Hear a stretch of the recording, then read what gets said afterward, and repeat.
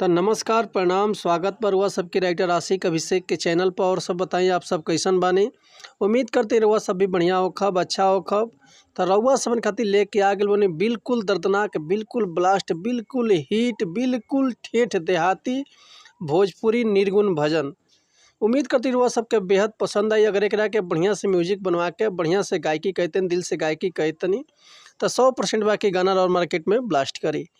ऐसे पहले रुआ समन से कहल चाहब कि अगर वह गायकी में इंटरेस्ट बा, गायकी में कदम रखले बनी, गायकी कल चाहत तनी और वह सबके मेटर बढ़िया नहीं खेलत, बढ़िया से गाना नहीं खेलत, बढ़िया तुकबंदी नहीं खेलत, बढ़िया से गायकी नहीं कर पाओत, बढ़िया से म्यूजिक नहीं मिल पाओत, रुआ सबके बढ़िया से रिकॉर्डिंग नहीं हो पाओत, तो अगर हमारे चैनल पे आ गए बन तो रुआ सबके निराश मिले के जरूरत नहीं है। काहे से कि रुआ समन खातिर हम हर एक प्रकार के सॉन्ग लिखिले, हिंदी होके चाहे भोजपुरी होके, चाहे रुआ कोनो भी ट्रैक पर भोजपुरी गाना लिखवा सकिले, लव सॉन्ग, ऑर्केस्ट्रा सॉन्ग, बेवफाई सॉन्ग, चाहे धोबी गीत, चाहे लयदारी, चाहे रंगदारी होके, चाहे जातिवाद होके, चाहे वो अपना मन पसंद के कोनो भी मैटर लिखवा सकिले, कोनो भी गाना लिखवा सकिले, वो बिल्कुल उचित चार्ज पर।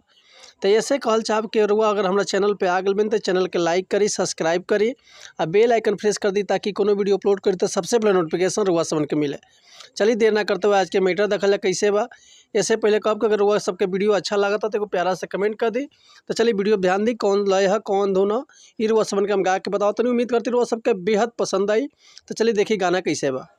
ना कोई अपना सगरे बस अपना, नहीं पे महल अटारी, हरि ना कोई अपना सगरे बस अपना, नहीं पे महल अटारी, जेकरा ला 10 जगह सिरावा झुकैला, ओहे बेटौआ मुहा जारिए राम, जेकरा ला 10 जगह सिरावा झुकैला, ओहे बेटौआ मुहा जारिए राम। चलिए रुआ समन के एक बार और हम मुखड़ा सुनाई तनी। ना कोई अपना सगरे बस अपना, नहीं पे महल अटारी, ना कोई अपना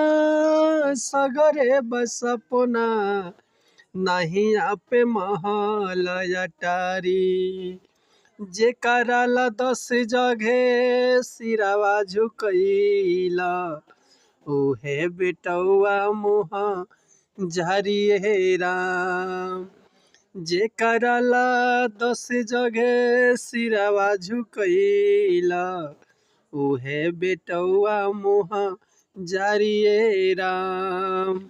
तो उम्मीद करतनी मैटर हुआ सबके बेहद पसंद आयल होई। अगर ये गाना के रुआ फुल लिखवाल चाहतनी तो डिस्क्रिप्शन में हमारा कॉन्टैक्ट नंबर बा, व्हाट्सअप नंबर बा, कॉल कर सकिले या व्हाट्सअप कर सकिले, रुआ के बिल्कुल उचित चार्ज पे फुल गाना मिल जाए।